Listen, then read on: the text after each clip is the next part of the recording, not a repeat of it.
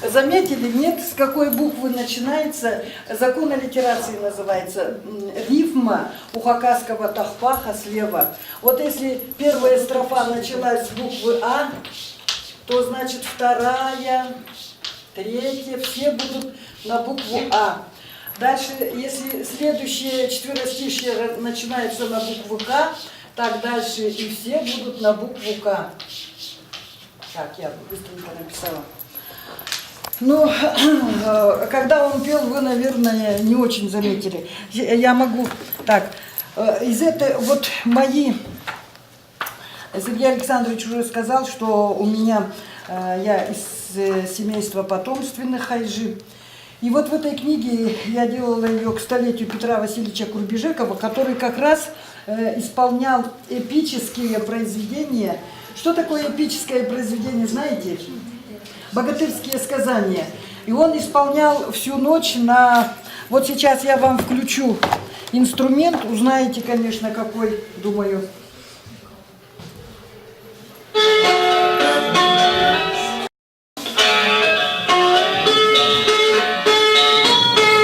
Слышали когда-нибудь?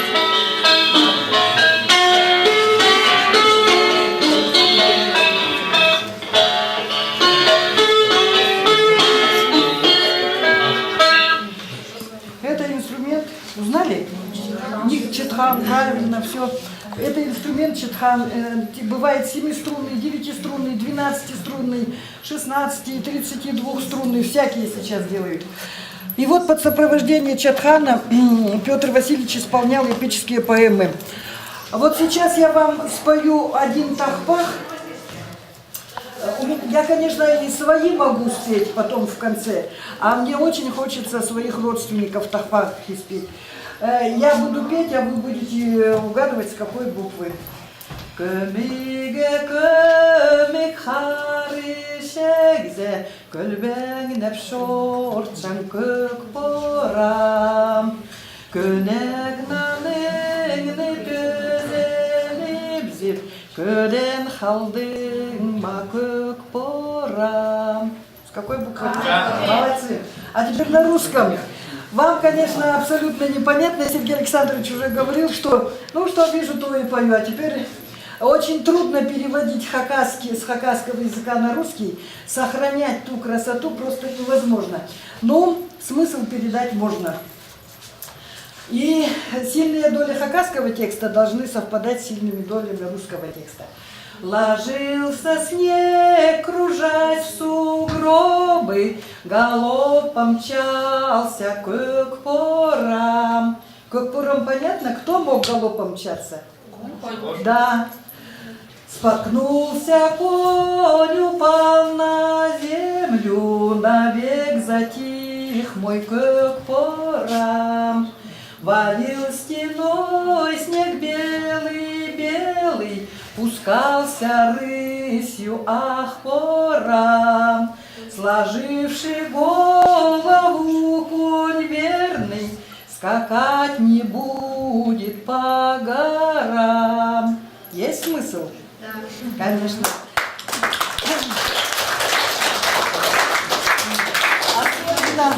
Вот мы сейчас еще хотим вам, поскольку у вас идет изучение хакасского, вообще Хакасии своей, да, родной родины. Вот на мне платье хакасское. Шьется оно обычно из 5-7 метров платье. Обязательно должны быть вышитые обшлага, то есть рукава, эти манжеты. Вот хакас еще делится на 4 диалекта. Вот кызыльцы — это северные хакасы, и в Шира, в Орджоникидзевском районе. Раньше Хакасия была очень большая. Красноярский край, там вот можно взять все села хакасские. В общем, очень было завоевание казаков и другие, кто только тут не был. Вот мои родственники, мои предки спустились с Томска, и хакасы жили и там, в Томске. А князь Курчей, можно сказать, князь всея Сибири, Курчей, у хакасов есть рода. Вот род Курчиковский у нас, поскольку родоначальник Курчей был, Курчиковский. И вот когда казаки наступали на Сибирь, Сибирь, конечно, завоевывали с времен Ивана Грозного, как вы знаете, А Петр I отправлял свои экспедиции, все нанимал финских и немецких ученых, чтобы исследовали Хакасию. Надо же было знать свои земли, которые вы помаленьку завоевывают, собирают. И вот на действия казаков изгонялись с нажитых земель, изгонялись в степь хакасское население. И вот князь Курчей с князем Кангулой ездили в 1617 году жаловаться в Москву царю Михаилу Алексеевичу Романову. И был принят, два князя были приняты в Грановитой палате, можете это прочитать у Ерилова, в 1617 году, 18 июня. Наши, конечно, поехали с дарами тоже, и в ответ царь со своего царского плеча подарил соболью шубу. А соболя откуда текли? Там разве есть в Европе соболя? Отсюда же наши соболя туда завоевывали Сибирь, потому что здесь была кладезь пушного зверя, полно, полезные все ископаемые, все же в Сибири. Ну ладно, я немного отвлеклась. Вот род мой Курчиковский. И сохранились несколько этих тахпахов. Да, я начала про платье и про все не договорила. Коли коснулась я княжеского рода, вот этот вот подклад делался, крестьянки носили без всякого подклада платки просто. И там подданные разные. А более богатое сословие, купеческие там и все, ну типа как еще и помещиков, они носили вот этот подклад повыше, уже с подкладом, вот так, чтобы платочек стоял. А княгини, княжны носили вот такой высокий. Когда некоторые мне говорят: Альбина Васильевна, вы что-то сильно высоко, надо бы пониже вот этот вот, чтобы платок вот так стоял.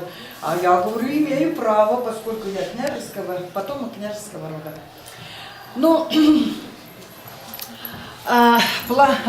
вот это вот пого, оно, конечно, очень широко известно. Раньше в Хакасии что было? У женщин значит, был матриархат. А когда кончились войны, ой, не надо так пугать, я чуть не закричала. Когда кончились войны, женщины не захотели расставаться, а сделали из вот этого щита, который щит и меч, да, щит был, они сделали из этого оберег, пого, одевали его только замужние женщины. На свадьбе свекровь дарила своей невестке расшитое пого. Здесь, в общем, можно было вот это вот оберег, вот все полностью обносилось, видите, какими пуговочками там или бусами. А здесь вот, например, женщина, ее дети, муж, вот можно было вот так вот. И вот сердечки, вот они, видите сердечки, это все оберегалось, сердце, чтобы у всех членов семьи было здорово. Троелистник это тоже оберег. А вот, где мои почки-то? Вот, по-русски называется огурец, да, а это вот почки изображены, вот с двух сторон. Все, это, очень была высокая культура. Это вот сейчас как-то принято малочисленные народы называть, что у них вот только Россия пришла и там темных их подняла. А культура была веками, тысячелетиями, очень богатая, своеобразная своя культура. Вот эти вот бусы, серьги, зырга называется. В ушах, конечно, тоже были, и золотые носили, но и вот это вот тоже со всякими, вот у меня есть, я не захватила фотографию, есть вот сейчас девушки носят, очень модные, вот здесь несколько вот таких, а потом много. Вот все старое возвращается заново. И так, что еще? Вот эти энтазы называется, вот эти наплечные рисунки, у каждого диалекта свои были. Вот у нас, у кызыльцев, северной Хакасы вот так вышивали. А вот здесь можно было посмотреть, синее с белым, что бы это значило? Это значит, мы живем, я из горной местности, где есть ледники, тасхылы и горы, занесенные снегом. Это маленечко я сказала о нашей одежде. Теперь дальше снова вернусь к тахпахам. Так, про коня мы спели. А вообще у хакасов очень много сочинялось про лошадей. А теперь смотрите, традиции наши, немножечко еще коснемся. У хакасов очень нравственное воспитание было на такой высоте. Если вы сейчас можете с девочками занимаетесь в одном классе, может, вместо меня расскажешь? Выходите, расскажите про культуру, про традиции хакасов. Если вот вы сидите, да, девочку там задел, там дернул за косичку, раньше этого делать было нельзя. Если за вольное обращение с девушками, парня летом, даже зимой привязывали, вот на юге Хакасии, может, не было, Сергей Александрович, а на севере Хакасии было, его привязывали к столбу. И он весь день стоял привязанный к столбу. Еще и штрафовали за вольное поведение с девушками. Я вот сейчас вам покажу тахпах. На хакасском немножечко, а вы букву сразу отметите. Парелашидим бенохтусвенан палгага кердим минхыспаладан олох палгагдан мин позы парзам пазада ойним минхыспаладан. Заметили букву? Конечно. И больше тут А до П везде. Теперь поем я печень. Это грубый такой перевод. Книгу делали, торопились, нужно было скорее. Ну и нужно сильные доли совмещать с хакасского текста с русским. Поел я печень с крупною солью на привязи здесь из-за девицы. Освобожусь я от этой доли, опять же буду играть с девицей. И легкие ем я тоже солью, на штраф обречен из-за девицы. Как расплачусь я со штрафом этим, то снова стану играть с девицей. Подействовало наказание на молодого парня?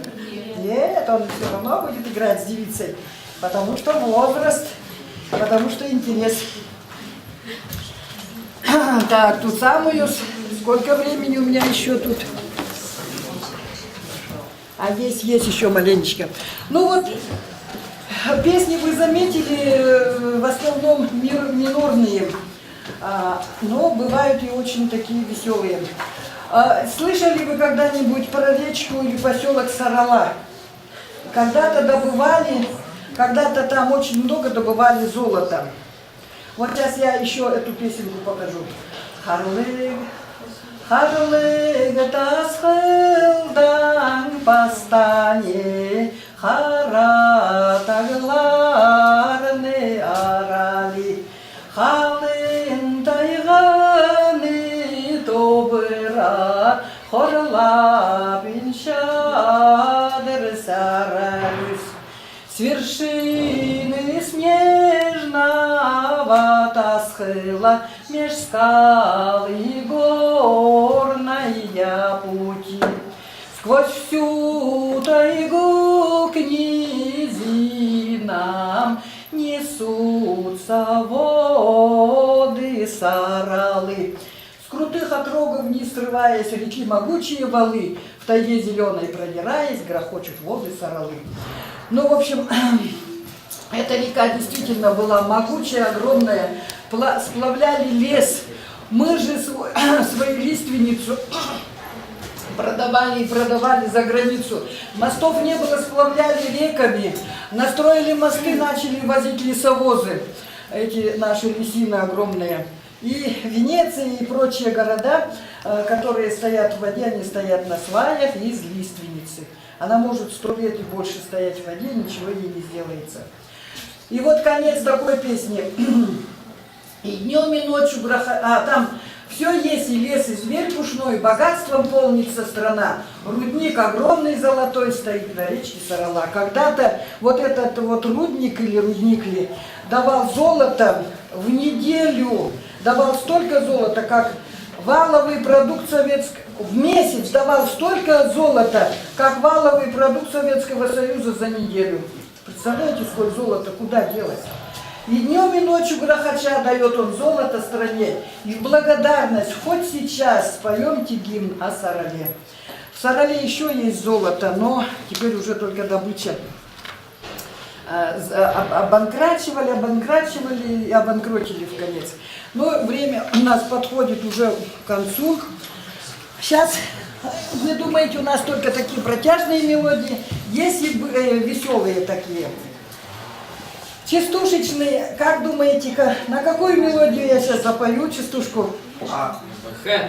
Нет, мелодию, не букву. Ну как поют?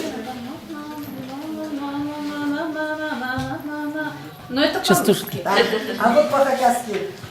Быстра горная река, но зато не глубока. Ты бросала, зазывала, не лежит тебе душа. Красивую и умную, ой, не трудно нам найти. В нашей местности такие подрастают, как грибы. На хакасском это смешно звучит, на русском уже не так.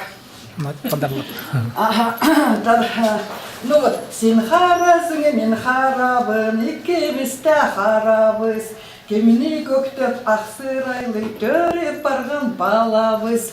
А здесь соблюдается аллитерация? Нет. Не очень, да. Ты смуглявый, я смуглява, оба мы смуглявые. А в кого же наша дочка родилась белявая? Теперь, значит, мужчина, я вот этот тахпах люблю везде показывать. После войны одежды не было. Ребята, тихо, а то мне надо будет отвлекаться, не успею. После войны одежды не было. Женщины ходили в мешковинах, там из мешков шили одежду, юбки там и прочее, обуви, там тоже что попало. И вот привезли шляпы в начале 50-х годов. Мужчина купил шляпу красивую. Теперь в зеркало, осколок там зеркало какое-то, любуется, так посмотрит, ну до чего же красивый в шляпе, повернется, ну боком красивый, и этим красивый, залюбовался собой, а тут жена с другой комнаты смотрит, что он там собой любуется, не выдержала и запела. Раньше тахпахи пели, вот импровизировали сразу сходу, вот она и запела. Но сейчас есть аллитерация или нет? Силя пезин киссанза, пастырох соскорега, силя пезин сурсанза, тьфу, силя соскорега. Шляпу стоит лишь одеть, выглядит начальничком, шляпы нет на темени, тьфу, выглядит бабайчиком.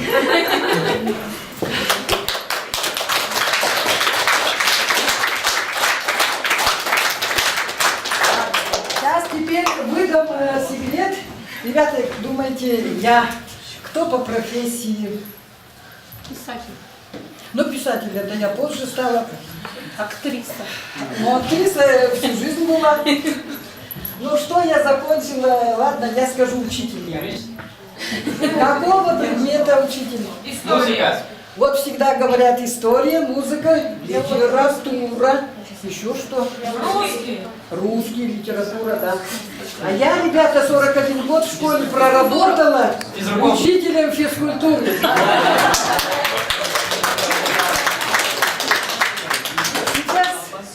Сейчас я уже не работаю учителем, мне, но страшно сказать, 65 лет всего лишь. 41 год проработав учителем физкультуры. Сохраняла стройность, сохраняла, а вот за последний год поправилась на 12 килограммов. Но теперь я вам в самом конце, думаю, уже, наверное, скоро звонок, да? Так, вот смотрите, песня. Так, песня «Бабы-Яги». Вот Петр Васильевич Курбижеков, я вот сейчас времени нет его включить, хай, а может останется, включу. Он очень в одном эпическом произведении, то есть в одном произведении применял иногда до 40 мелодий. Раньше исследовали и говорили, ну какая мелодия, там 2-3 ноты, тын-тын-тын-тын, типа на читхане. А вы сейчас увидите, есть там мелодия или нет. На хакасском сначала. Улуш, это песня Бабы-Яги. Улуг жырғал амполарда ирнем бурнум тартады. Аршобарды шүктенерді икки шарным тартызадыр. Жигейді таяк перед большим пированием носы губы дергаются, а в ожидании страданий больно лопатки сводит. И жигай татай вай вай. Ох, страшный очень дует ветер и веет духом нам чужим. Я неладное предчувствую, детки мои милые, и жигай татай.